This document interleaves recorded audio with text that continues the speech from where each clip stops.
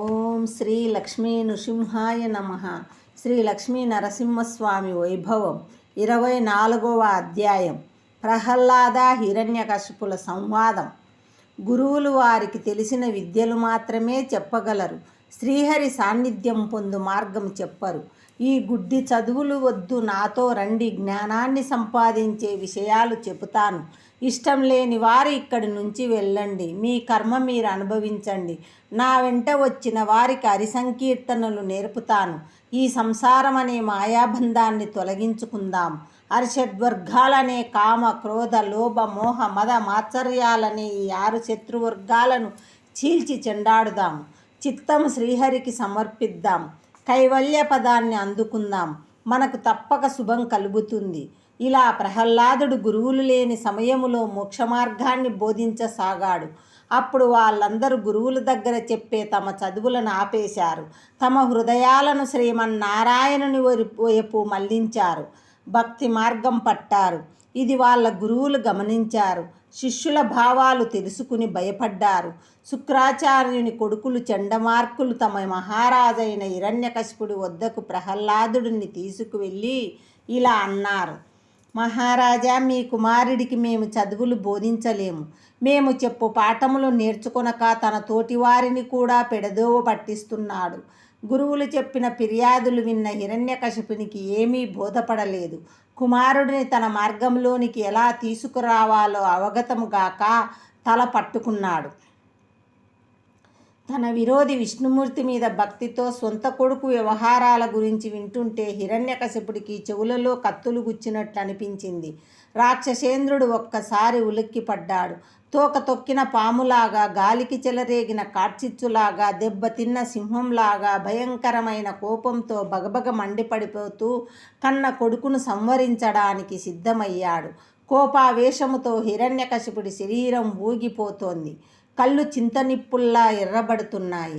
ప్రహ్లాదుడిని దగ్గరగా పిలిచి, కుమారా, నా ఆజ్ఞ లేనిదే సూర్యుడు ఉదయించడు, వాయువు వీచడు, అగ్నిదేవుడు కూడా నా ముందు మండటానికి భయపడతాడు. యముడే నా ఆజ్ఞ లేనిదే జీవుల ప్రాణాలు తీయడానికి జంకుతాడు. ఇంద్రుడికి నా ముందు తల ఎత్తడు. దేవతలైన, కిన్నరులైన, యక్షులైన, పక్షులైన, నాగులైన, గంధర్వులైన, విద్యాధరులైన నేనంటే భయపడి పారిపోవలసిందే. అలాంటిది నువ్వు ఇంత కూడా లేవు. నేనంటే నీకు భయం ఎందుకు లేదు? ఇక్కడ నీకు దిక్కెవరు? ఎవరి అండ చూసుకుని ఇంత మిడిసిపడిపోతున్నావు? బాలక, ప్రహ్లాద, లోకాలన్నిటిలో నేనే అందరికన్నా బలవంతుణ్ణి. సేనా సహాయం ఏమీ లేకుండానే ఒంటరిగా వెళ్ళి ఎందరో బలశాలుల్ని గెలిచిన సూర్యుణ్ణి. అలాంటి నాకు సాటిరాగల వీరుడిలా ఎవరి అండ చూసుకొని ఎదురు తిరుగుతున్నావు? అలా కోపంగా పలికిన తండ్రితో కొడుకు ప్రహ్లాదుడు ఇలా అన్నాడు: బలయుతులకు దుర్బలులకు బలమెవ్వడు, నీకు నాకు బ్రహ్మాదులకున్ బలమెవ్వడు, ప్రాణులకున్ బలమెవ్వండట్టి విభుడు బల మసురేంద్ర. తండ్రి, బలవంతులకు బలహీనులకు నీకు నాకు బ్రహ్మమున్నగు వారికి సృష్టిలోని సర్వ ప్రాణులకు అందరికీ శరణైన వాడు ఎవరో ఆ పరాత్పరుడే నాకు అండగా ఉన్నాడు.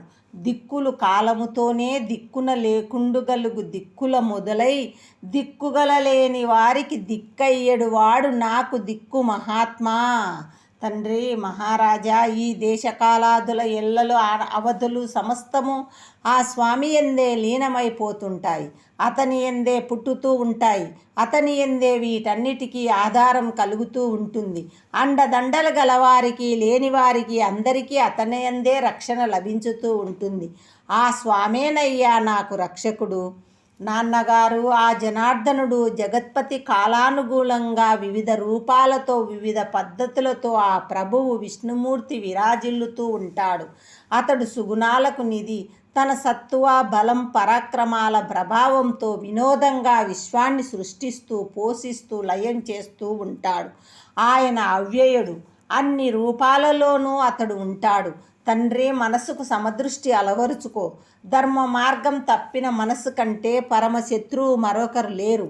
మనసును విరోధము చేసుకొనక వశం చేసుకో. అంతేకాని నువ్వే చిత్తానికి చిత్తం చిత్తం అంటూ దాస్యం చేయకూడదు. మధోన్మతమైన రాక్షస భావాన్ని విడిచిపెట్టు. నీకు భయపడి ఎవరూ నీ ఎదుట హితం చెప్పటం లేదు.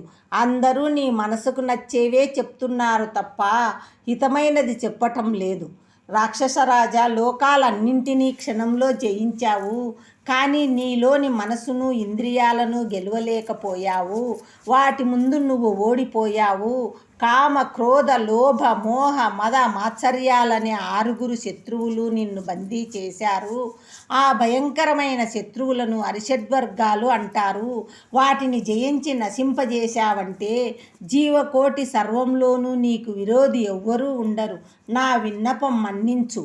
మంచి మనసుతో మరొకసారి ఆలోచించు. కర్మబంధాలను త్రెంచివేయి. భేదభావం లేకుండా చక్కని సమదృష్టి అలవరుచుకో. నిరంతరం మనసంతా మాధవునిపై లగ్నం చెయ్యి అని పలికాడు పరమభక్త శిఖామణి ప్రహ్లాదుడు. ఈ మాటలు విన్న హిరణ్యకశిపుడు ఇలా హూంకరించాడు. ఓరి, ఎంతకు తెగించావు? చంపుతారని కాని, చచ్చిపోతానని కాని నీకు భయం లేకుండా పోయింది. దుర్మార్గుడా, కర్ణకఠోరమైన మాటలనే ఈటెలను నా మీదకే విసురుతున్నావు. చావును కూడా లెక్క చేయకుండా మితిమీరి మాట్లాడుతున్నావు. ఓ దుర్బుద్ధి, నాకే ఎదురు సమాధానం చెప్తున్నావు. నాకే పాఠాలు చెప్పునంతటి వాడవయ్యావా? ఇదేనేమో గుడ్డొచ్చి పిల్లని ఎక్కిరించడం. ఈ జగత్ అంతటికి అధిపతి నేనే. నేను తప్ప నాకంటే సంపూర్ణ శక్తిమంతుడైన మరొక రాజు లేడు. నేనే జగన్మాధుణ్ణి. నా సోదరుడైన హిరణ్యాక్షుణ్ణి చంపినప్పుడు హరి కోసం అనేక పర్యాయాలు వెతికాను. విశ్వం అంతా గాలించాను, కానీ ఆ విష్ణువు విశ్వం మొత్తంలో ఎక్కడా లేడు. మరి ఆ పిరికివాడు పారిపోయి దాక్కున్నాడు. విష్ణువును సేవకుడిలా తెగపొగుడుతున్నావు. అసలు ఎక్కడ ఉంటాడు? ఏ రూపంలో ఉంటాడు? ఏ రీతిగా తిరుగుతుంటాడు? ఏ పద్ధతిలో వస్తుంటాడు? చెప్పు, లేకపోతే నిన్ను ముందు సంహరిస్తాను. ముందు సమాధానం చెప్పు. అలా తండ్రి గద్దిస్తున్నప్పటికీ పరమ హరిభక్తుడైన ప్రహ్లాదుడు ఏమాత్రం జంకలేదు. పైగా అమితమైన ఆనందముతో నిలువెల్లా పులకించిపోయాడు. ఆవగించంత ఆగ్రహం కూడా లేకుండా హృదయం నిండా ఋషికేశుడిని తలుచుకొని నమస్కారాలు చేశాడు. ఆనందంగా ఉన్న బాలురకు సహజమైనట్లుగానే తన సంతోషంలో తాను అత్యంత విశ్వాసంతో నృత్యం చేస్తూ ఇలా పలికాడు. కలడంబోది గలండు గాలి గలడ ఆకాశమునం గుంబినిం గలడగ్నిన్ దిశలంబగల్ల నిశలన్ కద్యోత చంద్రాత్మలం గలఢోంకారమునంద్రిమూర్తుల ద్రిలింగ వ్యక్తులందంతటం గలడీసిండు గలండు తండ్రి వెదకంగ నేల ఈయాయడన్.